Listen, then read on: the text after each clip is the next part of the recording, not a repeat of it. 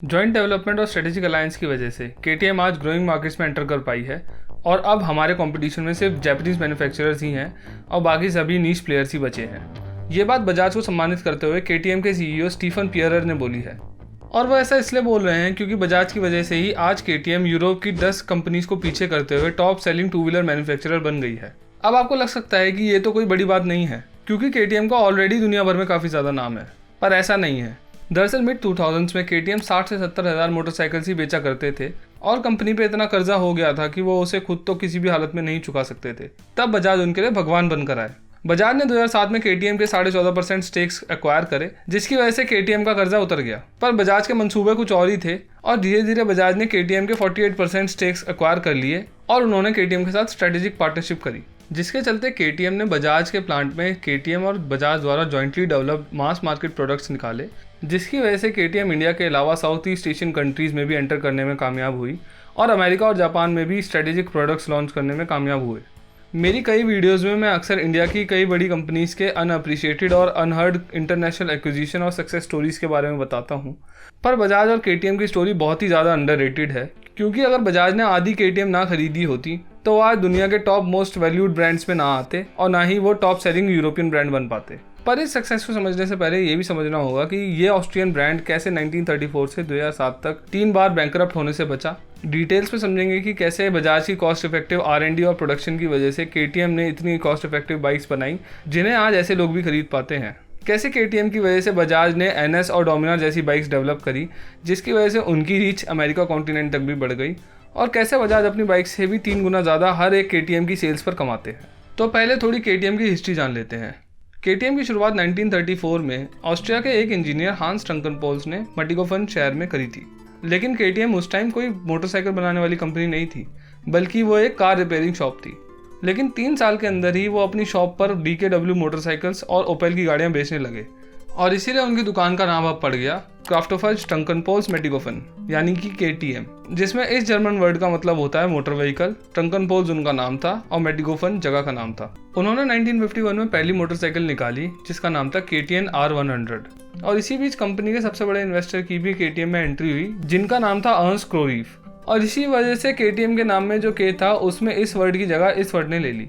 KTM motorcycle तो बना ही रहे थे, साथ ही साथ उन्होंने अपनी रेसिंग करियर की शुरुआत भी 1955 में 125cc की कैटेगरी में डेब्यू करके करी और पहली बार में ही उन्होंने फर्स्ट पोजीशन ग्रैब भी कर ली। इसके अलावा अगले ही साल वो 7 दिन की ऑफ रोड रेसिंग में भी अपीयर हुए। KTM ने बहुत सारी रेसेस जीती, साथ ही साथ वो कई सारी बाइक्स भी लॉन्च करते गए। उन्होंने मोपेड्स और स्कूटर्स भी लॉन्च करे और इस वक्त कंपनी बहुत ही ज़्यादा अच्छा कर रही थी। 1970s की शुरुआत तक कंपनी में 400 एम्प्लॉयज़ भी हो गए थे। लेकिन कंपनी की मुसीबतें तब स्टार्ट हुई जब 1988 में उनके करंट CEO एनरिक ट्रंकनपोल्स की डेथ हो गई, जो कि कंपनी के फाउंडर हांस ट्रंकनपोल्स के बेटे थे, जिनकी डेथ 1962 में ही हो गई थी। लेकिन कंपनी की मुसीबतों की ये अकेली वजह नहीं थी। जो सबसे बड़ी मुसीबत थी वो थी जापानीज मोटरसाइकिल्स। मिड 80s में जापान की बड़ी और रिलायबल मोटरसाइकिल्स बनाने वाली कंपनी ने पूरे यूरोप में कदम जमाना चालू कर दिए थे और इनके आगे KTM का टिक पाना नामुमकिन साबित हुआ, जिसकी वजह से वो कर्जे में डूब गए। KTM को 1991 में अपने बैंक्स के अंडर आना पड़ा जिनसे उन्होंने कर्जे लिए थे।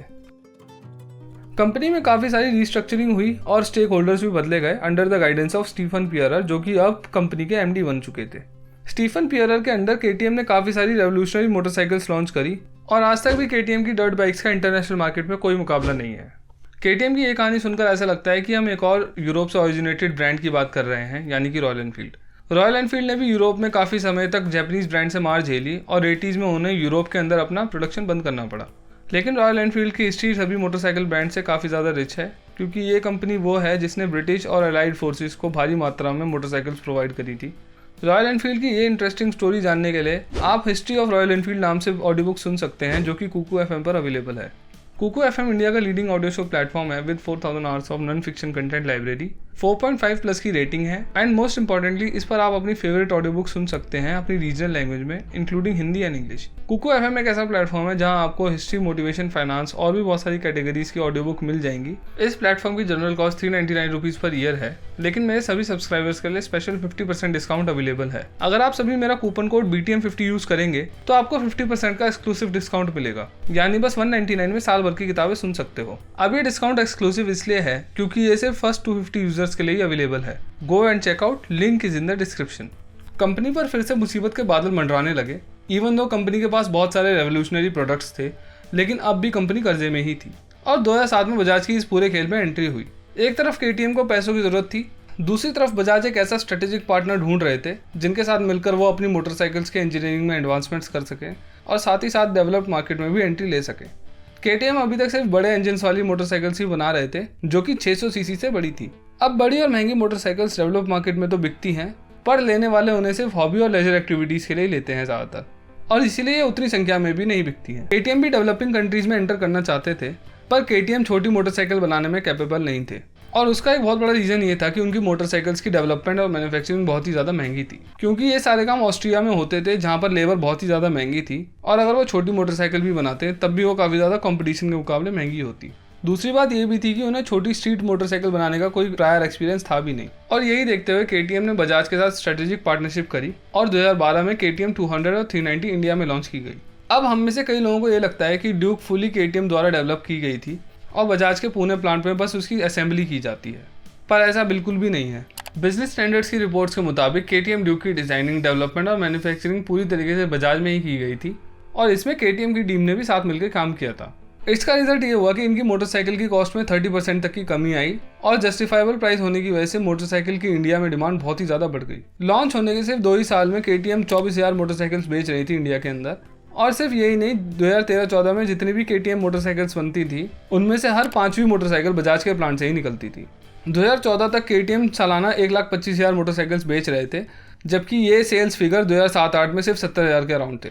बजाज को KTM के अंदर पोटेंशियल बहुत ही स्टार्टिंग में दिखाई दे गया था, और इसीलिए उन्होंने 2014 तक KTM के 48% स्टेक्स भी एक्वायर कर लिए थे। इस एक्विजिशन की वजह से बजाज के पास KTM के सुपरवाइजरी बोर्ड के 11 में से 2 सीट्स आ गई, जिसमें से एक सीट राजीव बजाज के पास है और दूसरी S राजकुमार के पास है। इसकी वजह से वो KTM के इंटरनल फैसले भी ले सकते हैं बोर्ड के साथ मिलकर। KTM की बजाज के द्वारा बनाई गई बाइक सिर्फ इंडिया में ही नहीं बल्कि पूरी दुनिया में एक्सपोर्ट की जाती हैं, जैसे कि चाइना में इंडिया से बनी KTM मोटरसाइकिल्स की नॉकडाउन यूनिट्स को एक्सपोर्ट किया जाता है और वहाँ पर असेंबल करके बेचा जाता है। इसके अलावा बजाज के द्वारा बनाई गई KTM bikes US, Brazil, Japan, Malaysia और ऑस्ट्रिया में भी एक्सपोर्ट की जाती हैं। KTM एक्सपोर्ट मोटरसाइकिल्स की बात करते हुए अगर मैं नॉर्थ अमेरिका का एग्जांपल ले लूँ तो पता लगता है बजाज की फ्रूगल मैन्युफैक्चरिंग की वजह से KTM अपनी कॉस्ट में इतनी कमी लेकर आई है कि उनकी 390 सीरीज़ की बाइक वहाँ मिलने वाली रॉयल एनफील्ड 650 से भी सस्ती है, जो कि ऑलरेडी अपनी कॉस्ट इफेक्टिवनेस के लिए जानी जाती है। अब इसी वजह से KTM 2021 में लगभग 3.5 लाख मोटरसाइकिल्स बेचने में कामयाब हो पाए और वो यूरोप के सबसे बड़े 2 व्हीलर मैन्युफैक्चरर भी बन गए हैं। अब ये तो हमें समझ में आ गया है कि कैसे बजाज की वजह से KTM की किस्मत बदली, पर अब हम ये समझते हैं कि कैसे KTM की वजह से बजाज को बहुत ज़्यादा फायदा हुआ।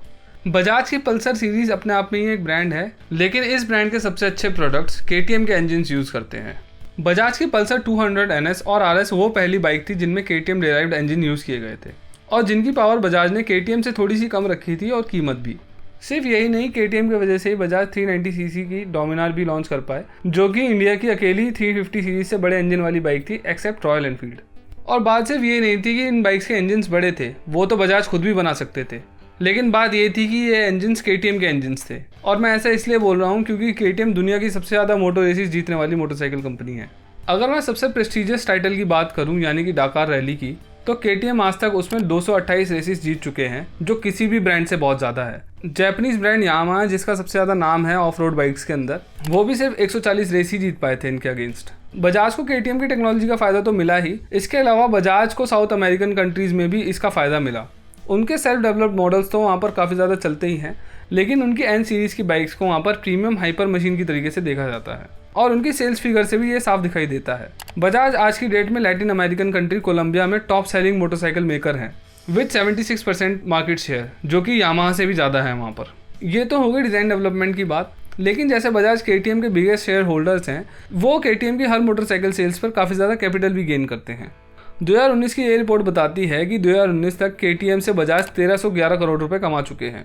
इसके अलावा अगर हम हर मोटरसाइकिल पर मिलने वाले प्रॉफिट की बात करें तो बजाज अपनी हर मोटरसाइकिल को बेचकर 8,700 रुपये तक का एवरेज प्रॉफिट कमाते हैं, पर KTM की बाइक्स पर उनका एवरेज प्रॉफिट 22,000 रुपये तक का है।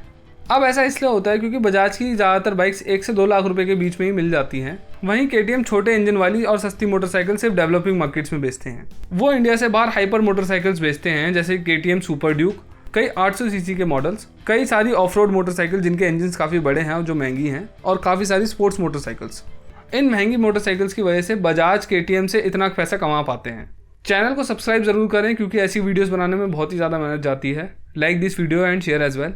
और जाते जाते history of Royal Enfield audio book जरूर सुने कुकू FM से। BTM50 कूपन कोड यूज करें, इससे आपको 50% डिस्काउंट मिलेगा और ये ऑफर सिर्फ फर्स्ट 250 यूजर्स के लिए अवेलेबल है। So hurry and checkout, link is in the description. Thank you.